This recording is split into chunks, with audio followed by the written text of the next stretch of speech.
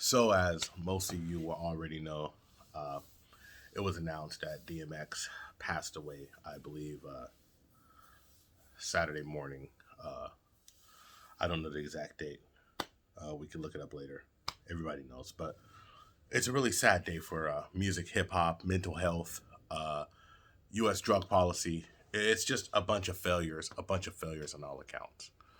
And what's happened is that we now have to take a look at ourselves and wonder how can somebody with resources and one of the brightest stars of the 90s fall victim to a drug overdose and of course passing away at just 50 years of age. Now, for all you youngsters out there who may or may not watch this, or the five people who are now viewing the Happiness Podcast Project, I can tell you that 50 is young as fuck. I am 47 years old. 50 is 3 years away. And I can't imagine my life ending in just 3 years. There's just so much to do, uh, families to be a part of, people to mentor, a lot of things. So, just from a personal point of view, to me, 50 is extremely young. Let's talk about the things that DMX did achieve. A lot of people don't know this, but back in the day when you had to sell records and you couldn't stream it, and to get a record sale, you went to the record store and purchased that shit. DMX had two albums in 1 year to go platinum.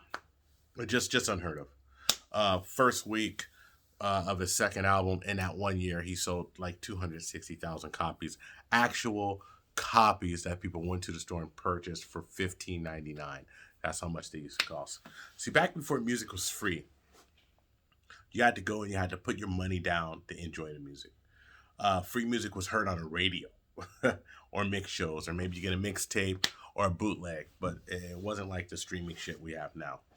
A lot of ways it's great that nobody needs a record label anymore to get their music out. I salute all the young artists, but I can tell you that people who had to grind it the old fashioned way and get it done with shitty contracts, man, I really salute the work that you put in, and I salute the work that DMX put in.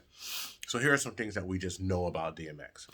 DMX was always seemed to be a totally genuine, down to earth person who was very transparent about his drug addictions and things that happened. He got himself in a ton of trouble. One of the funnier stories is that he got arrested for impersonating a police officer. He had an exposition back when, and he had a siren installed and he would pull people over. Um, I just say that it's a tragedy that such a great talent, what a waste of a great talent.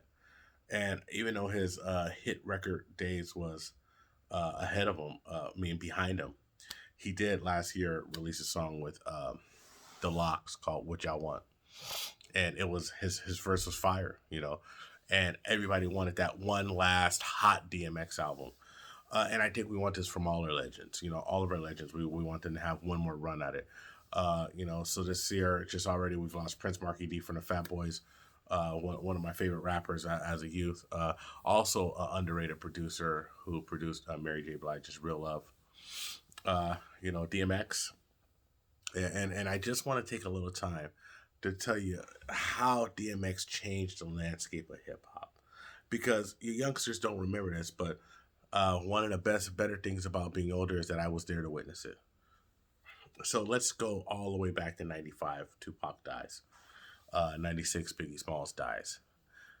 As soon as they pass away, enter the shiny suit era where everything's poppy, people are glitzy. Hype Williams does everybody's fucking video, and it's just bright lights everywhere. And really, the essence of hip hop is just kind of getting a little watered down, just a little watered down. And people who are watering it down the most are people from New York. The South is starting to rise up and avoid that Tupac and Biggie left. Jay Z's Reasonable Doubt premieres in '96, and then he goes out, but he hasn't hit that Hard Knock Life yet. I think a Hard Knock Life was in Volume 3, and he definitely didn't hit his classic H to the Izzo and that Blueprint album. That stuff didn't come until 9/11, 2011. So there's just this void in this era, and who filled that void? Who filled that void with really rough street music? And I can tell you, DMX did it. DMX filled that void. DMX, I believe it premiered in 1997 or 1998, had two albums that year and just hit you over the head with hard music his whole career. DMX changed the landscape from people, because remember, everybody was thugged out and everybody was either thugged out or super smooth. Then they went to shiny suit and super, pop samples. And then DMX brought it back to just hard production for the street. And I think that's where hip hop, is multifaceted, but you definitely need that. Uh, I'm more comfortable just to say with that type of music dominating hip hop. For all of his faults and all of the misogynistic and views of his music, it seems like DMX was a really sincere person. Had a prayer on every album, would lead people in prayer.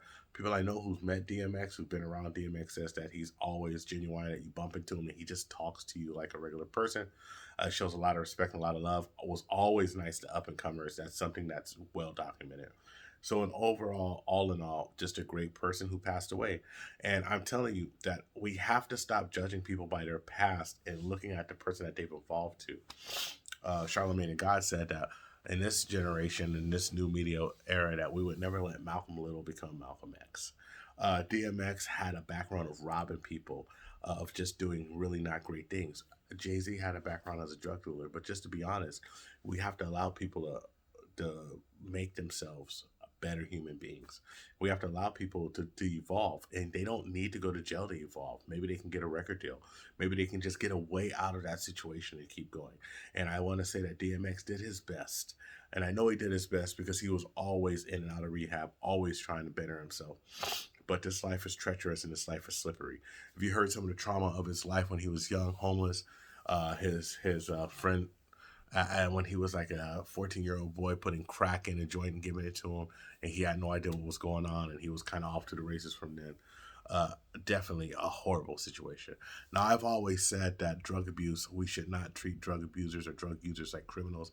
I even think that drugs should be decriminalized. But I also think that if you're a motherfucker who gives a child drugs, that you should be held at the most stiff of penalties. I think that we can't have a society with two things in effect: that drugs are illegal, but kids don't use it. Or at least kids don't openly use it. I mean, I think children have always done some type of drugs or some type of illegal things. I mean, I used to drink when I was underage. And so, just with this stream of consciousness that I have here, I have to say that, once again, the failure of the drug policy is on display when you see someone like DMX, who had resources and who had all of the resources, wind up passing away from a drug overdose. Seems like we're just doing something wrong, especially when he's been in jail a few times for drugs. With that being said, I want to focus on a positive. Focus on the fact that there's a video that I see with DMX on a slingshot with his daughter, and he's like, "Don't worry," and she's like, "I want to get off, Dad." And I remember being a kid and being on the roller coaster and wanting to get the fuck off, and so and he's like, "Don't worry, Daddy's here," and they go through it, and he holds his daughter's hand through the whole thing. You see him being a father, you see him being tender. A lot of interviews have resurfacing on YouTube now about him, and I just wish that people understood the kind of talent that he was before he passed away. I will say that Swiss Beats and Timberland and Snoop Dogg did a great job along with DMX on the versus battle that they had.